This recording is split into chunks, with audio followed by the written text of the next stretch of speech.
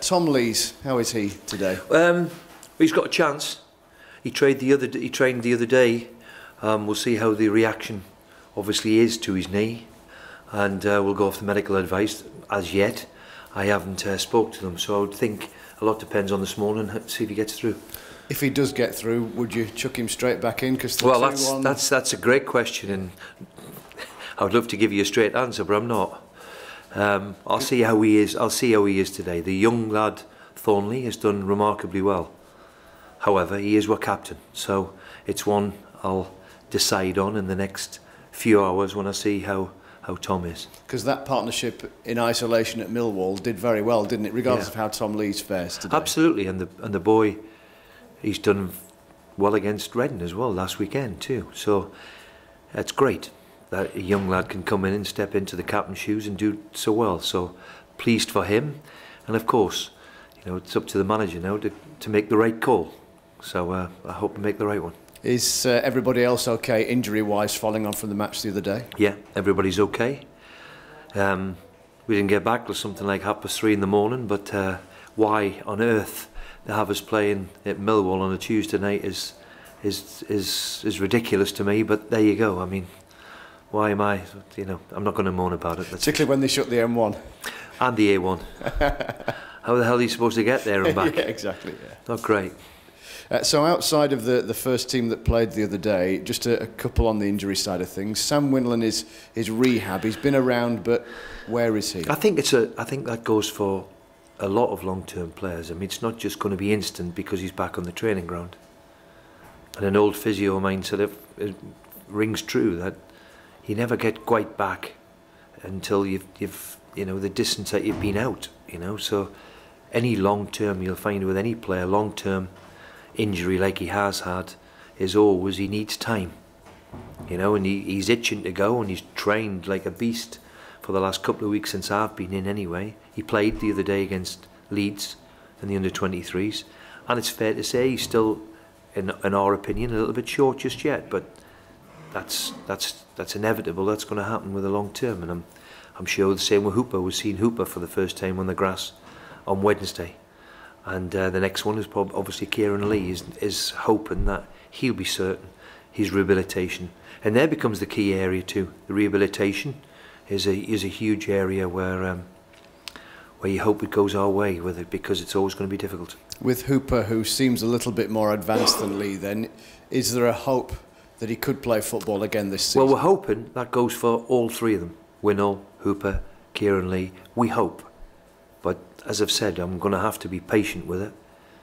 I'm not going to rush them, and of course 2 of them are out of contract, which of course is another concern to them.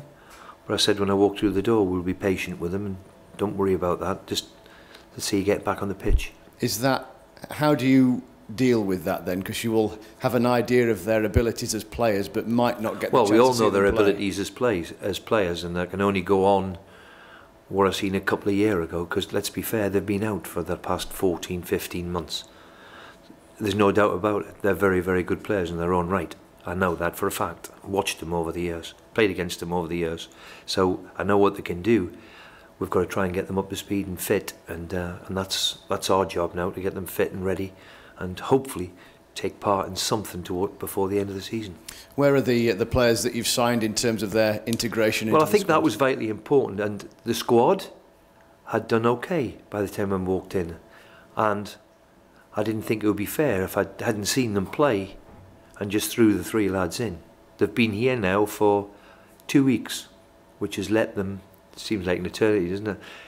They've been here 2 weeks, so I'm delighted. They've been here as long as I have. Certainly the way they've trained, they're there or thereabouts. They'll get that chance, of course. But I've been delighted with their attitude, and the form of the team has let me just quietly let them integrate in, and they'll have a part to play, that's for sure. We spoke after the match at Millwall about the changes that you made within the game and the effect that it had on the second half. What food for thought has that given you then with the match with Rotherham on the horizon? Well, I remembered Barry playing in that position when Sheffield obviously were very, very good a couple of years ago. And he caused every team a problem by finding these little little gaps or pockets or holes, whatever you want to call them these days. And but it was fair to say we didn't really get a foothold in the game. We didn't have enough possession of the ball to find him. So I thought it was imperative that we got him in some sort of position that we can get him on the ball and he can give us a little bit. I mean, I've been delighted with us defensively. I mean, it's some record we've put together there, which was important when the team was struggling. It does give you a platform. The next step now is the most difficult one, is to find the balance between striking a balance, which we've created enough chances. Even the other night we've had another couple of really big chances in the game, arguably the biggest two. We had 4 or 5 against Reading, 5 or 6 against Ipswich, and missed them. So if we're going to be, you know, a little bit critical, then we all can be a little bit more clinical in our finishing. Let's hope that comes tomorrow. The sort of the lazy cliched question then would be, presumably you'd be more concerned if you weren't creating anything. Yes, and our main concern is, look, we've got to stop this constantly. We're conceding 2 goals. We averaged 2 goals a game, near enough, conceding. Now, you don't have to be a rocket science to work out that, you know, if you can't keep happening, you're not going to score 3 every week.